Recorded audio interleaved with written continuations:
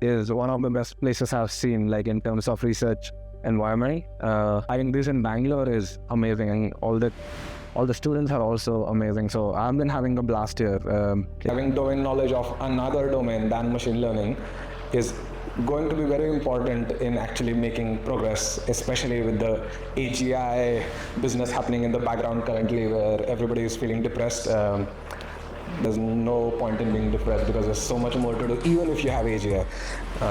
Anyway, you have a brain, you have neurons communicate with each other, and from that, behavior emerges. So that entire causal link you can unravel, and that's the goal of this field. Real model framework which answers everything. So it should be able to actually function in the world. You should be able to play with it to describe like different behaviors, and you should be able to grow it. Many of you know, because I've interacted with you, this is one of the best places I've seen, like in terms of research environment. And I have been to some of the best places in Europe and the US. And I mean, in the US, you do have these big institutes which are funded by billionaires. But in Europe, you don't have much like this. And I think this in Bangalore is amazing, and all the students are also amazing. So I've been having a blast here. It's quite nice. So one of the things I noticed was that machine learning is quite high on the agenda here in Bangalore in general, because startup, of course. Neuroscience, not so much. That's also because it's just not a big thing in India. There is a very nice department of neuroscience in IISc, but it's also quite small. It's like 7, 8 professors. Very exciting, but it's still small. So this idea of like neuro AI, like the intersection between proper neuroscience and cognitive science theories and AI, is only at the wide level, let's say, especially when I look at ML research. I'm like, oh, I took inspiration from the brain. And I'm like, yeah, I don't know if you really read into the brain. It was more some folk psychology theory that you took inspiration from. But you can actually do way more deeper things, which requires domain knowledge of cognitive science or neuroscience. And I'm here to basically convince you that having domain knowledge of another domain than machine learning is going to be very important in actually making progress, especially with the AGI business happening in the background currently, where everybody is feeling depressed. This is one way of me telling you there's no point in being depressed, because there's so much more to do, even if you have AGI. Anyway, so let me just start. I'm going to talk about using neural networks as instruments. So this talk is not about building the next generation of neural networks, although you will see that we end up doing that, exactly doing that, when you start using them as tools to understand some other domain. Because that requires you to build in completely different priors than what you need for benchmarks and whatnot in ML. Okay, so let me get started. What's the goal here? So I'm talking about like many fields, systems neuroscience, cognitive neuroscience, neuropsychology. All of these fields combined, especially, are in the business of understanding the machinery that underlies human behavior. You do some behavior in the world. We can build theories about, oh yeah, well, maybe it's because you grow up like this or that, but you can go deeper than that. You can actually give some mechanistic accounts of like, okay, you have a brain, you have neurons communicate with each other, and from that, behavior emerges. So that entire causal link you can unravel, and that's the goal of this field. So that's the thing, like you need process level descriptions. It's not enough to just say, oh yeah, I have a representation of a face in my brain. You actually want to be able to give me the full process of like how photons fit your retina, to how your brain represents something like a face as opposed to other objects, and then how your language system reads from it, and how you say, oh, hi mom. So that's that entire thing. If you can even show a single example where you understand the full process, that will be like a Nobel Prize in this field, because it's that hard. Okay, so what do we need, right? Like you want to understand processes, and when you want to understand something, you usually think what models. Because that's how you understand the world. Like you build simple models of phenomenon, and then that constitutes understanding. But we're like, okay, I get the main 5 things that I need to be able to describe the behavior of a system, right? So in this case, what kind of desiderata do we have for the class of models that will work for this goal that I outlined? So there are 2 things. One, the models need to be expressive. So whatever model class you use should be able to handle and I mean behave in the world. So like do object recognition, do decision making, do all sorts of crazy learning on the fly, be able to model other agents and stuff like that, be able to work in math, like things which now if I say it out loud, you're like, oh yeah, my big VLM can handle all this. But I'm talking about a single agent being able to do it in any random situation, and also having to live and sleep every day and function on 25 watts. Like there's a lot of constraints which like go the way beyond any like codec that you might encounter this problem currently. So that's one. But as you can already hear me, I'm talking about neural networks, and that's the let's say pathway anyway, because there's no other class of models, no other class of computing systems which we have been able to scale to be able to do these tasks. So we are going to come to neural networks. It's all foreshadowing towards that. The reason I brought this up is because like in the old days, which is like 15 years ago, old days, people used to learn symbolic algorithms a lot because that is the easiest way of understanding something. Like if you can write an equation down for a particular process, you're like, okay, I get what's happening here. But those are not expressive enough to handle like all of these things, especially when dealing with natural images and all of that. Neural networks are able to do that. So that's nice. But that's not enough. Like just being performant is not enough. What you also need for a good model is it needs to expose irrelevant levers for, virtual experimentation. So what that means is there are two things it should be able to do. It should be able to allow you to intervene in its process such that a behavior changes according to a theory you have of like how that behavior changes. That's one. And the second is it should be able to tell you, like by making changes inside the model, how a particular behavior emerges in the first place. And this could be evolutionary scale or developmental scale. So let me give you an example, right? So there is a very famous case in like neuroscience of this patient called HM who had seizures. So the doctors decided to remove his hippocampus. So he had no hippocampus. And so when that happened, like all the cognitive scientists were very excited and like, okay, what does this do? Like there were theories about the hippocampus. What does it actually do if we lesion the hippocampus? So they figured out that this guy cannot make any new episodic memories versus what you know as short-term memory loss. So it cannot put down new memories, but he can learn skills. Like he can learn to draw, he can learn to drive, like, well, not in complex situations because that would require memories, but like simple skills he can pick up. So this tells you that like this particular structure is particularly important for laying down episodic memories, but not skill learning. So it's a very particular kind of learning that this structure is involved in. So whatever model you build of, let's say, learning all sorts of things, it should have a particular, let's say, submodule or something that I can nuke out, and then it should be able to show you this, that skill learning is intact, episodic memory is gone, right? Simple stuff. So that's interventional. But then you also have formative stuff. Like I want to understand, like, okay, why do we even have a dissociation between these two learning systems in the first place? Why not like, oh, it's just one transformer doing everything. I don't know what's happening. Like it's learning. It can learn everything. That's not enough because you saw a distinction in neuroscience or behavioral science. You want that to be reflected in your system with respect to a particular lever, which in this case was this submodule. And you also want to describe why that submodule exists in the first place. So that's the formative account. So there is a theory called the complementary learning systems theory, where you have like slow learning systems, fast learning systems, and this is posited as a solution to the stability plasticity dilemma. The idea of when a system learns, how much should it keep like knowledge about the past, how much should it learn about the new task it has on hand? Because sometimes you have them interfering with each other, or you might just not have enough capacity. And this is like a very like bottom-up theory that was built to solve this dilemma. We'll talk about that a bit later. So then the question arises, okay, but how does this actually emerge?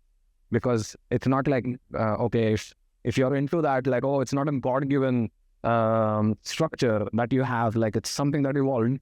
So what kind of pressures in the world led to the emergence of this?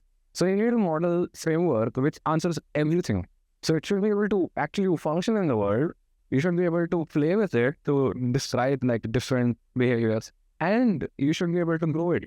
you should be able to show different stages of evolution or development all in one model framework. So that's a very big ask. And that's something that ANNs have been fulfilling, right? It's not magic. Like, you can't just throw a paper saying ANNs are Turing complete and be done with it. There are other systems which are Turing complete. There's cellular automatons. There's a lot of other things that are Turing complete, but that doesn't mean anything. You need a system that we can actually make work with the front infrastructure we have, and ANNs just do. And so I don't need to give an intro to the left side, so I just flashed it.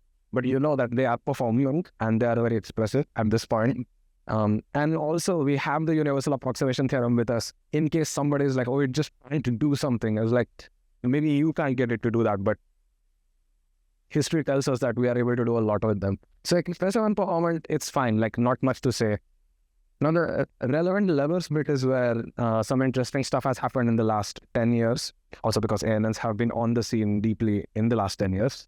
So there's this idea called neuroconnectionism. So the idea of connectionism was initially people thought knowledge is built on top of concepts that are discrete entities, right? And so you have to fully represent concepts, and then you have to do this full-blown graph learning and all of that. And that's how you like build all the knowledge you have about the world in your head. Then at some point, they tried to build that. They tried to build like a proper symbolic architecture.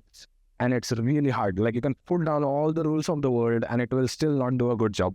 And then at that point, you had this is a history lesson, right? You had the PDT movement, you had the distributed computing movement, and that's where connectionism came. And they're like, never mind, stop thinking about symbols immediately, start thinking about like, you have very simple entity which can do very simple computations, and jointly they can do something new, right? And that's also what neural networks are a part of.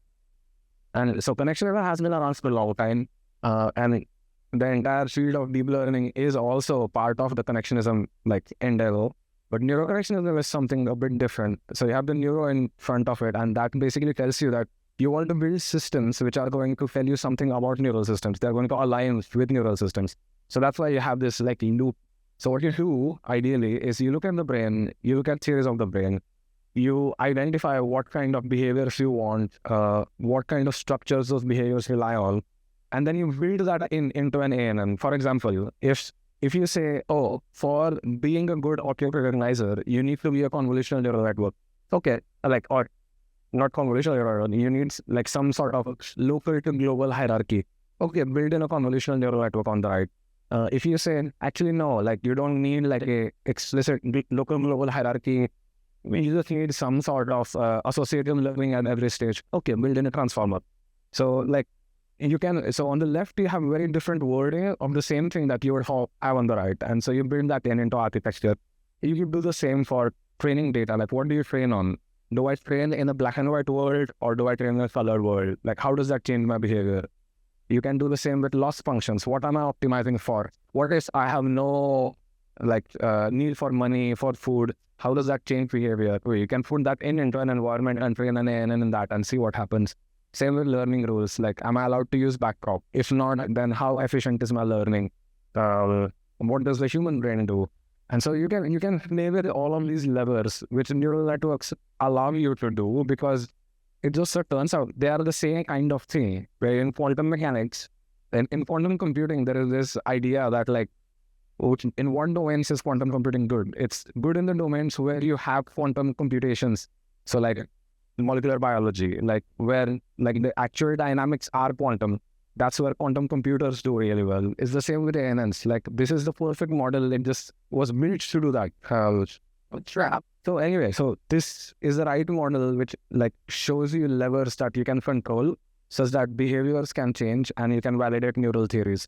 It will still feel very abstract currently. So I'm going to show you two examples of like what I mean about this in practice. So the first is related to shape-biased image classification. This is work done in my previous postdoc lab, headed by Jizing Liu. So there's this observation in neuropsychology that humans are biased towards configural processing. So for example, if I show you this image, and if I ask you, are these faces the same? Then I hope most of you will say they are not the same. Is there anybody who think they are the same? Because then we have hospitals nearby. But okay, so this is a configural difference in the sense that the configuration is the same. The features are the same. So the eyes are exactly the same. The nose is exactly the same. What we have done is change the configuration. So the spacing between the eyes has been increased, for example. Right? And that just creates a completely different face. You can tell that there is a difference. You can also tell feature differences, which is, in this case, the configuration stays the same, but the features are changed, right? So, I mean, as I said, you can tell this difference, and people actually flash these images for 200 milliseconds. That's very brief. So you flash this image, then you flash that image, and you ask same or different. And people can do this task very fast. So you don't need to think too much. Like your visual cortex is ready to process these kinds of changes, right? So you can do it with 80% accuracy when the faces are upright, but you're almost near chance, like 63. It drops a lot when the faces are inverted. This is usually a signature of configural processing. So the idea is that you can process a triangular configuration, upside down triangle, better than a normal triangle when it comes to faces, because faces are upside down triangles in terms of the eye, nose, mouth configuration. So that's fine. The main thing is they observed that there are some patients, like some unfortunate kids who get glaucomas, let's say at birth, right? So they have no vision. The lens is muddy, and so it's blurry to no vision. So what used to happen in the early days is you could not operate on kids immediately.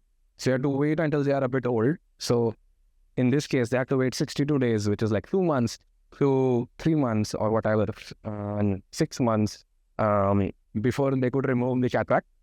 And what they do is they kept track of these patients, and at a later age, so like when they were 9 years old or 21 years old, they brought them in and they did the same experiment with them, right? So that's the phase here. That row corresponds to those individuals. And so they also have a control group, which is basically also people from the same age group, and they do the same experiment with them. So the one thing you see immediately is that the control group does well on this task for the configural difference and for feature difference.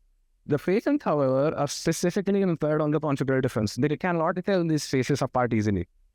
And that's two people that it was interesting that even after years of experience with full vision, or at least really good vision, they still do not have that ability.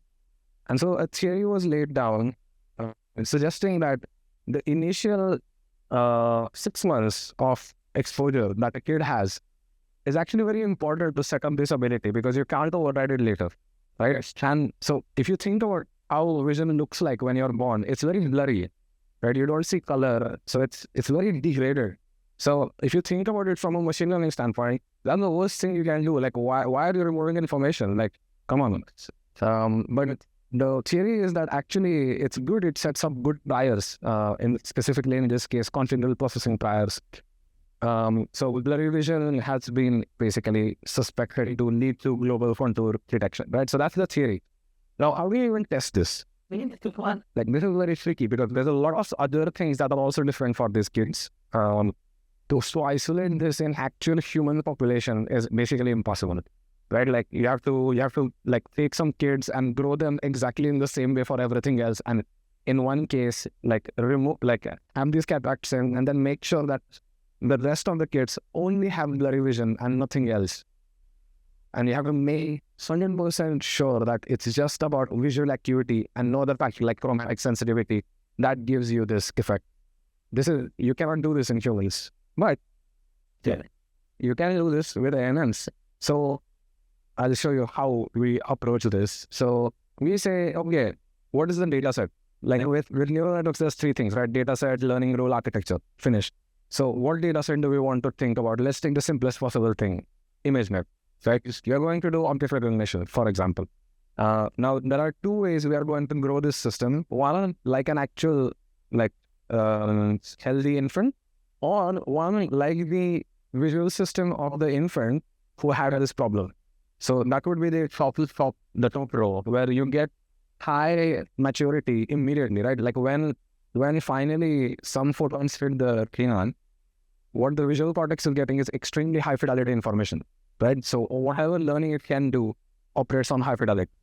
Whereas in the in the usual infant case, you would get a blurry vision and all other aspects that we talk about. And then slowly that degradation goes away and you go to sharp vision. So you train a lot of networks on this. And then what you would do is you would go do like a full vision battery and see like what differences do you get if you train a network like this or that, right? And what's the theory? Well, if you train a network like this, and if the theory is correct, that like the initial degradation actually leads to controllable processing, you should be able to see that in these networks, right? And some might say, oh, what about the rest of the brain? Or it doesn't matter. The theory is about visual cortex learning currently, right? The simplest form of the theory is about visual cortex learning, and that's the hypothesis we are running with. If we don't get an effect, then we can come back to saying, actually, the brain is more complex. But if you get an effect, then it's interesting because you just like said something fundamental about just computing systems like neural networks. Okay, so just few details like what are the degradations we take into account? So we take into account visual acuity, and that's basically how blurred the image is, chromatic sensitivity, like how colorful the image is, and contrast sensitivity. This is an interesting one. Contrast sensitivity is, you can think about contrast as if power at a particular spatial frequency. And so contrast sensitivity would be at a particular spatial frequency in an image, how much power do you need to tell that frequency apart? Like if I make a change in that frequency, would I be able to detect it? And so that threshold determines the contrast sensitivity. So these are curves that you got from developmental research. So we went through a crazy amount of literature and actually recovered like how these things evolve. So if you can see like visual acuity is already adult-like in like 6 months, whereas for chromatic sensitivity and for sensitivity, it takes a long time. Just so you know, it takes a very long time for like a growing human's vision to become adult-like. So then what you can do is you take these as guiding principles and you create an image transformation, right? And so now you take natural images and just pass them through the transformation and you kind of can visualize like what the network will see, right? So this is the progression that the network is seeing, the lower network, which we call DED. Okay, I will evaluate it, but the main benchmark is this shape texture bias Q conflict benchmark, wherein what they did is they side transferred a texture onto an image. So you have the shape cues from one category and texture cues from another. So that's a bear in a flower texture, from bottle in down texture. So now what you do is you show these images to a neural network and ask, what's this? And all the way up to GPT-3, it used to go with texture. Even with thinking mode on, like I tell it, I have style transferred the image. There is a texture there. There is an object there. Tell me what's the object. Tell me what's the texture. It will just stick with the texture. It will just say car. When there is a car texture, it will just say car. And that was very annoying. So as this is a very big problem in machine learning. And as you can probably tell, this we are now suggesting is because you're training it in this like catactation manner where you give it full fidelity images. But okay, what happens if you actually train it in like how humans perceive the world through their development? Okay, so I'm plotting the shape bias. Shape bias is basically above 0.5 implies when I show this image, the network usually outputs the shape category. If it's above below 0.5, it's outputting the texture category, right? 1 would be 100% it goes with shape, 0 would be 100% it goes with texture. Right. So across many networks and also objectives that we have seen, the DVDB architecture has a much higher shape bias. It's at almost the same level as humans. So this is very interesting because it's the only model class which reliably gives you shape bias. You can throw whatever you want at it. You can throw any data set, well, any natural image data set, any architecture, any learning rule. And what we have always seen is that the shape bias increases. So that's nice. That's in line with like what the expectation was. You can also do GradCam. So it's just visualization technique to see like which regions are important to like pump up the shape class activity. And you see that for DVD, like the regions corresponding to the shape are important, whereas for baseline, wherein baseline here would be basically you can take off-the-shelf resonate or DAT or VIT, and it would do this. It would basically latch on to background patches to understand like what's happening. With Dino, like the US Dino, like Dino V3 and stuff, this is a bit different. There you do get object like maps in this case, but still its decision is very like more often texture. Like it's still a shape bias model, not as high, but at least it's better than what we had previously. We can also ask which aspects was important, right? Like we had three aspects. We had contrast, we had color, we had acuity. Which aspect was actually important in giving this shape bias? And it so turns out that like contrast only is enough to get most of the way. Of course, you need all three aspects, but contrast only is actually the main thing. Whereas in theory, like in the formative neuroscience theory, people fixated on acuity as the main thing. They're like, blurring is the reason you get this configurable processing. It so turns out that's maybe not true. Contrast might be the reason. Now, of course, this is a prediction of the theory, right? Like we don't know if that is exactly what happens in humans, and that's what I'm coming to next. So what did I show you? I basically showed you that there was a theory. We can instantiate that theory in a neural network to test if what the theory says makes sense, and it does make sense. Initially degraded vision, like infant-like vision, leads to configurable processing like shape bias. The byproduct we got state-of-the-art shape bias DNNs. Like if you look at their internal activations, when you show them like wonky images, they look completely different from the rest of the class of neural network. You can check the paper for that. Like the clustering just looks qualitatively different from anything else we have tested.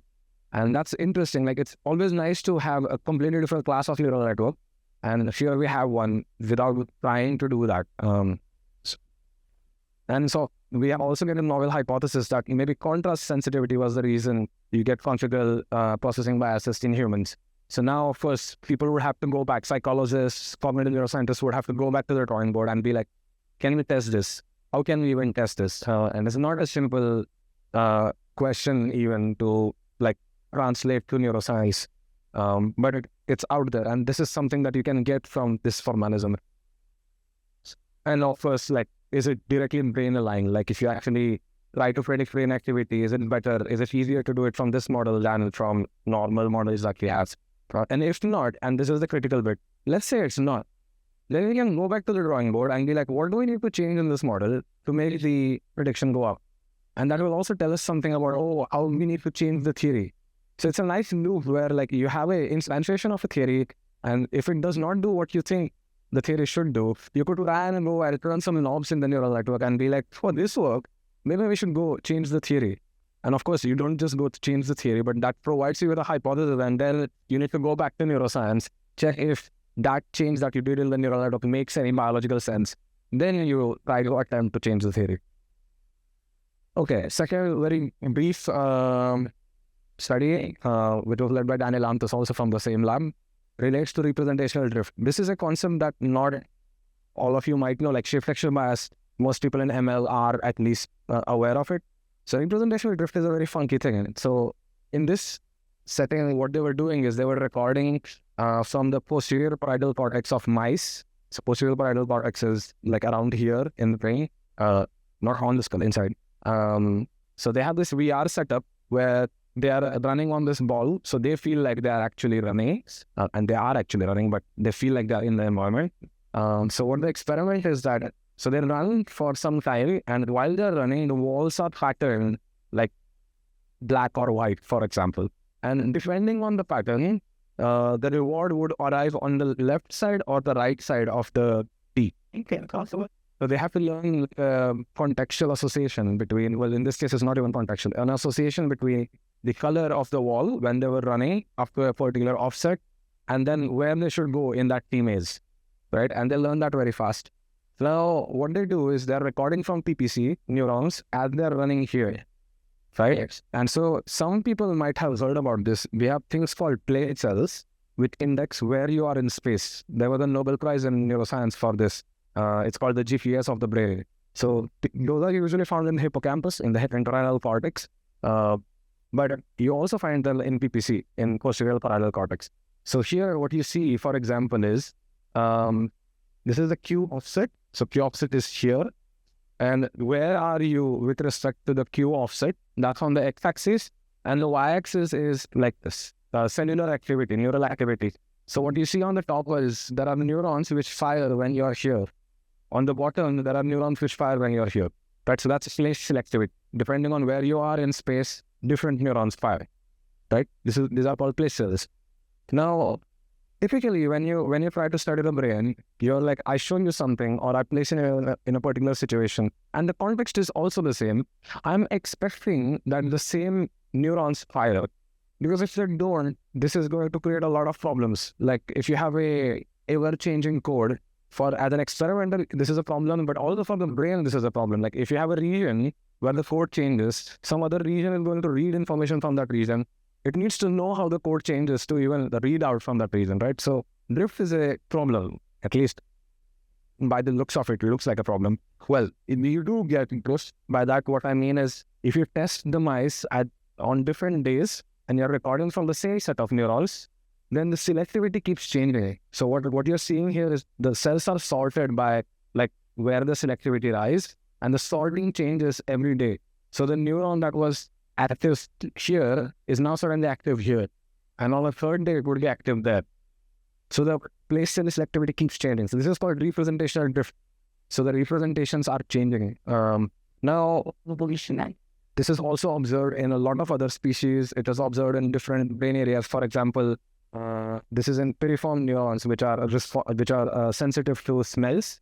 So here what they did is they basically trained a classifier to distinguish between the different odors the mouse was smelling on day one, and then they test that classifier on different days, and you see that the classifier performance decreases.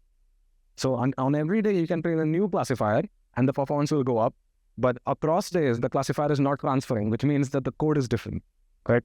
So these are like different ways of indexing drifts. So as neuroscientists do, they were like, is this a bug or is this a feature? Because there's noise in the brain and blah, blah, blah. Maybe this just happens and it doesn't really matter. Or maybe this is actually something that is useful. So one can theorize that drift reflects learning. This is not just that the system is stationary and everything is drifting. The mouse is actually doing something between days. It's learning about the world. And that's what drift reflects. So now we need to test this theory. How do we test this theory? I mean, there is a way in neuroscience to test this theory. If you actually make your theory more precise as to how would drifts reflect learning, then you could literally show different images to the mouse or different smells to the mouse, and then try to predict how the drift should be structured. That's a hard thing to do. People are trying, but it will happen at some point. But in the meantime, we have neural networks. So we are back to neural networks.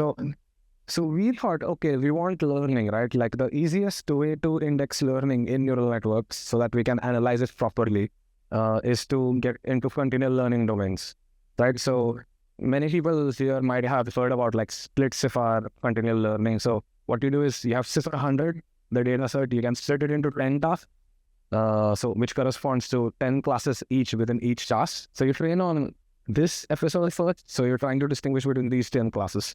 Then you train that network, and now you start showing different images and ask it to map to 10 different classes. Right? And we just keep going for 10 times. That's a typical continual learning setting. What happens? So usually you see a sort of like the green curve. So if you train a classifier, like a network on the first task, you'll get some accuracy. Let's say you get 80% accuracy. Now you train on to task 2, and if you go back to the previous task classifier, what you see is that the accuracy reduces. And it keeps reducing. So this is what was catastrophic forgetting.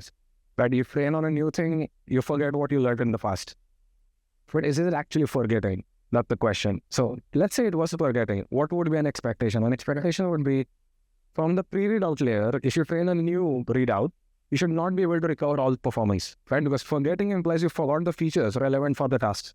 So what we did is exactly that. We trained diagnostic readout, basically new readouts after every stage. So you train on 3 tasks, you freeze the rest of the network from the pre-readout layer, train a new readout on task 1, and you recover most of the performance, right? So this difference, like from here to there, is what you can term forgetting, in the sense that you don't have linearly discriminable features.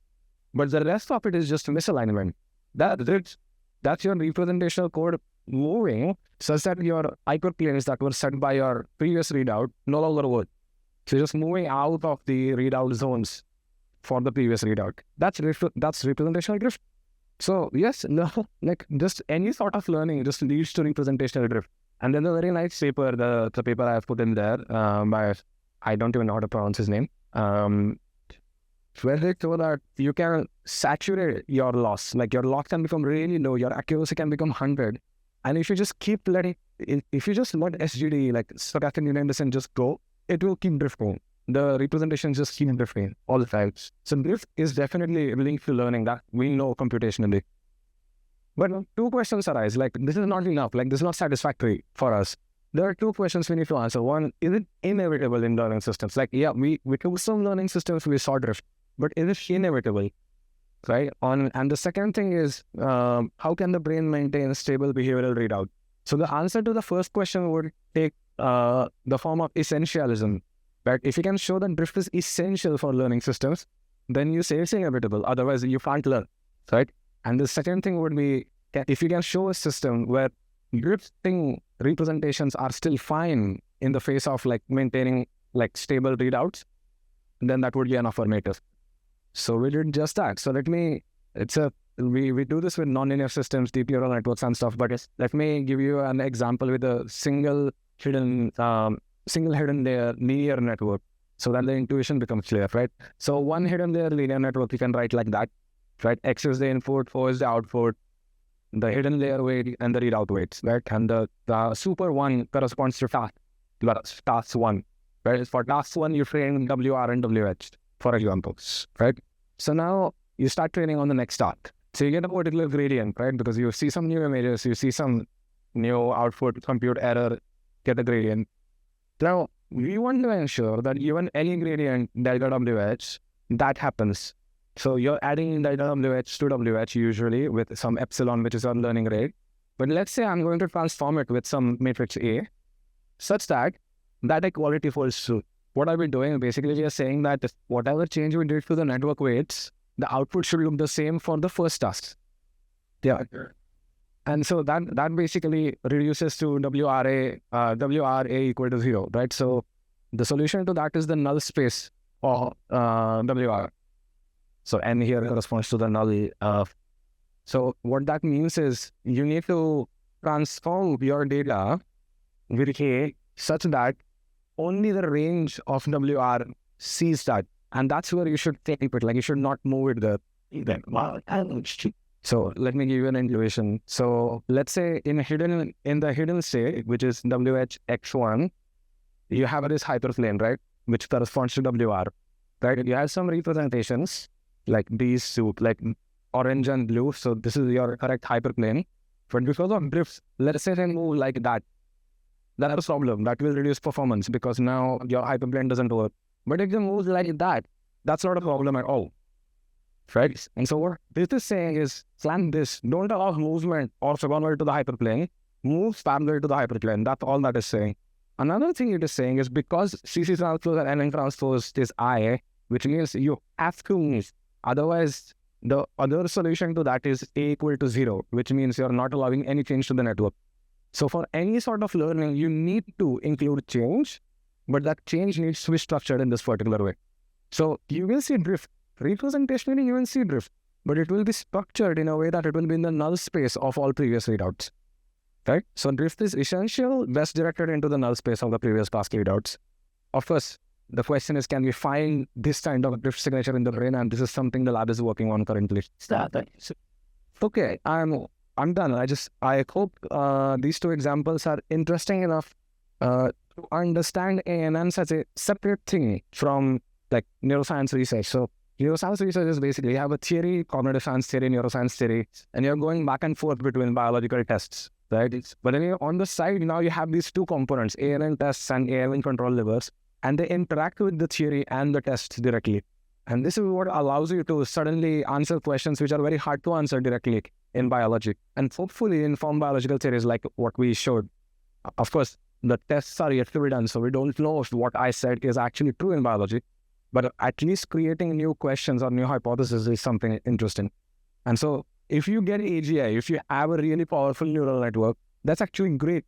Because then you can take that and start doing experiments on that and hopefully create new hypotheses for understanding the brain. So please bring in the AGI. Like that's actually good for us. Yeah.